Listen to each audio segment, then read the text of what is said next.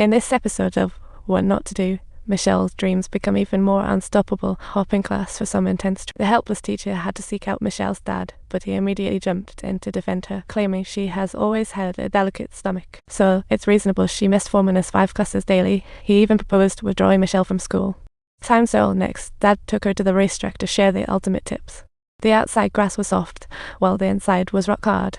Harder grass means less resistance, so obviously, you want to snag that inner lane ASAP. Horse lungs determine speed, and their hearts dictate endurance. Each horse has unique sprint and fatigue times. Knowing their traits and sprinting timing is crucial. Racing tests not just speed and strength, but also mental endurance. Never assume victory until the last moment. With Dad's guidance, Michelle started her hardcore training, effortlessly jogging on the lawn, as if for fatigue. Subtitles: the sunlight filtered through the deserted racetrack, yet the chilly seasonal breeze made it seem far less enchanting. After relentless days of hard work, Michelle finally awaited her first ever race. However, as soon as she arrived at the racetrack, she personally experienced the difficulties of being a female jockey. While the male jockeys had stylish dressing rooms, she was stuck with a tiny storage closet. But nothing could stop her from racing. She was determined to claim victory and earn respect. Reality, however, had other plans.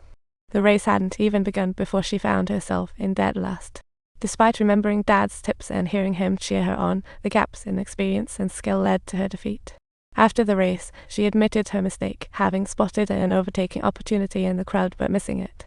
Dad, however, had lost faith in her. He felt like he was burying his son's dreams, especially since he viewed Michelle as the one he owed the most. In a family of 10 kids, only baby Steve and little Michelle missed out on Mom's love. Poor Steve had been grappling with Down syndrome since birth, and naturally he became the family's punching bag. It was no surprise that one day he'd had enough, yelling and charging off with a shovel too. He couldn't provide Michelle with the motherly love she deserved, nor could he manage the chaotic household. He could only fully support Michelle in chasing her dreams and passions.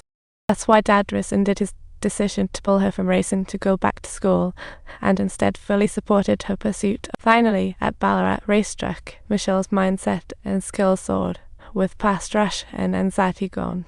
With her composed performance, she seized the inner lane and timed her sprint perfectly, emerging victoriously among the male jockeys. This thrilling win marked the start of her pro racing career. But as she revelled in success, her aunt brought news of her sister's death.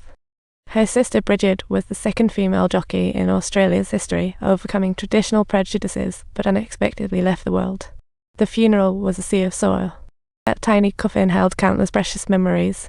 It would be something they'd yearn for in the years to come. Times L, o acute U-ring paragraph U-grove micro is A3 A there thus a micro A panets and SE 2 paragraph U-grove a quarter a grove a circumflex acute micro cro U-grove Armenian to pound.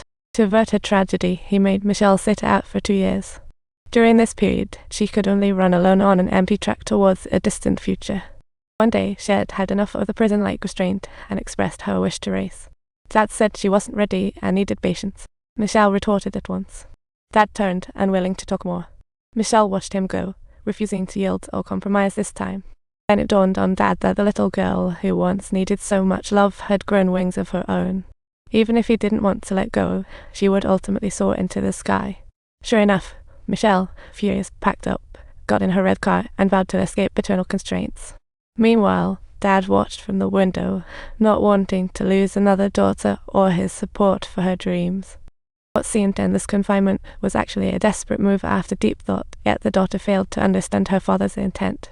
New here, she saw the racetrack as her paradise, sensing dream-sweet air. Yet it was men's domain, with no space for women. Eagerly opening the door to introduce herself, she faced coldness and disdain from trainers. Michelle didn't lose heart. She closed the door and waited outside. She prayed a discerning trainer would hire her, but as dawn broke and jockeys trained, no one noticed her. Finally, a trainer spoke to her, but the talk was all about her dad, not her skills. This unexpected setback slowly crushed her spirits. After a night's thought, as night fell, she regained the courage to face rejection and found another male jockey applying. Unlike her, he was greeted warmly by the trainers, while Michelle observed through the window, feeling disheartened and powerless. The next day, she remained undeterred and resolved to promote herself further. Michelle was left speechless by this. The jockey's biases made her realize she needed to actively create opportunities, not just sit, so she pretended to be helping other jockeys and seized the chance to ride onto the track. On this open course, she showcased her talents. But to her surprise, all the trainers seemed to mean well. Dad seemed to be fully aware of Michelle's struggles. Though frustrated with her running away from home, he hoped she could find a motherly figure outside. So he asked his sister to be Michelle's manager. She swiftly accepted this family duty, but her lack of experience made her skills fall short. Consequently, no racetrack was willing to give Michelle a shot at racing. Michelle instantly recognized that this was Dad's doing. "Dad, I want you to be my manager." "Sure, we'll do it. But I'm not experienced at all, and I clearly have no skills." Just then, the racetrack they had contacted called. They were willing to give Michelle a chance to shine since the racetrack owner was a longtime friend of Dad's. Finally, she was set for her first professional racing match. This rare opportunity had her ecstatic. All her years of hard work were finally paying off as she clinched victory at the Kennington Cup. From then on, race invites poured in. Michelle wouldn't miss these opportunities. Thus, she rose at 3 a.m. daily, travelled 40+ km to race in another city covering almost all of Savalls. Hard work paid off with a sweet reward. After hundreds of races, Michelle finally made it onto the first league roster. She immediately shared this great news with Dad. However, Dad, preoccupied with work, refused her call. She thought he didn't care about her grades, unaware he had been silently following every race. Maybe that's the unique nature of fatherly love. He might not say much, but he cared deeply for every single one of her races. Soon, Michelle was set for her first race in the first league. To her surprise, her brother Steve showed up in person to cheer her on. Before the race, Michelle followed Dad's advice, surveying the venue in advance. She found the grass especially slick and needed to slow down on turns. Meanwhile, Steve, her brother, instantly fell for a horse at the racetrack, combing its nerves gently, which didn't escape the track owner's notice. Steve said, "Horses aren't just cold tools, they have feelings too, so you can't treat them all the same." The racetrack owner nodded, and thus the wheels of fate began to turn as the race officially started. To seize the inner lane, every jockey fought tooth and nail, and Michelle was ready to throw. She held the inner lane tightly until she won. Post-race, the runner-up accused her of blocking and endangering the whole competition.